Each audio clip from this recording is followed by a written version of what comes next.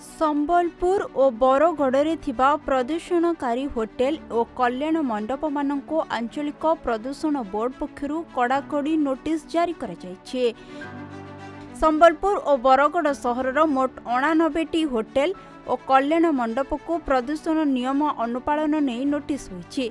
Green tribunal नियम अनुଯାयी hotel चलाइबा पई CTO और सीटीई आवश्यकता रही।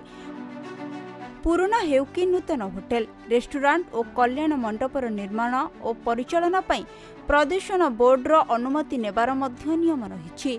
हेले उभय सहर रे एहार नियम खिलाफ कर होटेल और कल्याण मंडप निर्माण कर तेबे नियम खिलाफ करी नूतन खोलिथिबा होटेल रेस्टोरेंट और कल्याण मंडप को 1 लाख टंका फाइन करिछि प्रदूषण विभाग।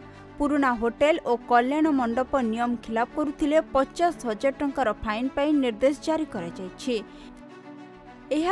होटेल रेस्टोरेंट और कल्याण मंडप रोषेईर आवर्जना पाई ट्रीटमेंट प्लान स्थापन पाई मध्य निर्देश रही। संबलपुर सहरर 9टी होटेलु 1 लाख टंका फाइन आदाय कर जाइथिबा बेले 17टी कल्याण मंडप ठारू 50,000 लेखाएं फाइन आदाय कर जाइछि। सेहिपरि बरगढ़ सहर रे गोटिए होटेलु 1 लाख टंका फाइन करा जाइथिबा बेले 4टी होटेलु 50,000 टंका फाइन आदाय करा जाई होटेल खोलिबा पई अनुमति दिया जाइछि। सेहिपरि संबलपुर सहरर 44टी होटेल को एनजीटी पक्षरु नोटिस दिया जाइथिबा बेले बरगढ़ सहर रे 45 होटेल को मध्य नोटिस करा जाइछि। सेमाने तांकर फाइन देबा परे होटेल खोलिबा पई अनुमति दियाजिबो। ताहा सह गोटिए मास मध्यरे फाइन गणी अनुमति न देले तांको उपरे दृढ़ कार्यानुष्ठान ग्रहण कराजिबो बोली आंचलिक प्रदूषण बोर्ड पक्षरु चेतावनी दिया जायछि। हमरो ऑनरेबल नेशनल ग्रीन ट्रिब्यूनाल तांको निर्देश गोटे अछि जे होटेल आ कल्याण मंडप सबु पोल्यूशन कंट्रोल बोर्ड रो बिना अनुमति रे चली पारिबे नाही। तेणु ऑनरेबल एनजीटी को अनुसार आम बरगढ़ जिले में विभिन्न होटेल मान को आम इंस्पेक्शन करूँ। आउ संबलपुर जिले में भी आम विभिन्न होटेल कल्याण मंडप ये सब इंस्पेक्शन करूँ।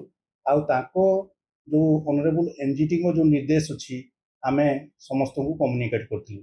यही परिप्रेक्षी आम संबलपुर डिस्ट्रिक्ट रे टोटाल 9टा होटेल लाख टंका लेखा से पेनाल्टी देते। आउ 17टा संबलपुर डिस्ट्रिक्ट रो होटेल 50,000 लेखा पेनाल्टी आम इम्पोज करूँ। आ दे सारा पर आम अनुमति देइथिलु।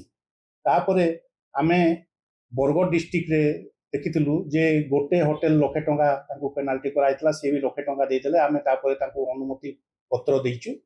आउ 50,000 लेखा देइचंती बरगढ़ रे 4टा होटेल से माने फाइन देला परे आम अनुमति प्रदान करथिलु। आउ ई सब जो विभिन्न होटेल कल्याण मंडप को जो अनुमति दिया जाए ये सब आमर रेगुलर बेसिस रे तांको से माने एप्लिकेशन फाइल करंती आमे ताको डिस्पोज करू। एही परिप्रेक्षी रे बाकी जो माने सब देई नाहंती आमर संबलपुर रे 44 जन होटेल यूनिट अछि जो माने आमे चिठी लिखिचु जे से माने इमीडिएटली ऑनरेबल एनजीटी रो ऑर्डर मानंतु आउ तांकर जो अनुमति नियंतु। आ बरगढ़ डिस्ट्रिक्ट रे आमे 45टा होटेल यूनिट को आमे चिठी लिखिचु जे इमीडिएटली जदि मासे भितरे न नेबे सर्टिफिकेट ताले आमे जोटा नियम अनुसार अछि तार दृढ़ कार्यानुष्ठान ग्रहण करू। संबलपुर अमलेन्दु नायकंक रिपोर्ट, खबर ओडिशा।